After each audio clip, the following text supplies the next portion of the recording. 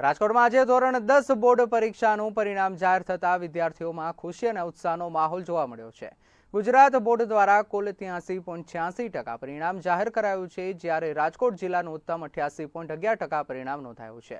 શહેરની પંચશીલ સ્કૂલે સતત 15મા વર્ષે શાનદાર પરિણામ જાળવી રાખતા 99.35% પરિણામ મેળવ્યું છે, જેમાં 21 વિદ્યાર્થીઓએ A1 ગ્રેડ પ્રાપ્ત કર્યો છે। પરિણામ જાહેર થતા શહેરની વિવિધ શાળાઓમાં વિદ્યાર્થીઓ આનંદથી ઝૂમી ઉઠ્યા હતા અને કેટલાક સ્થળોએ ગરબા રમી પોતાની ખુશી વ્યક્ત કરી હતી।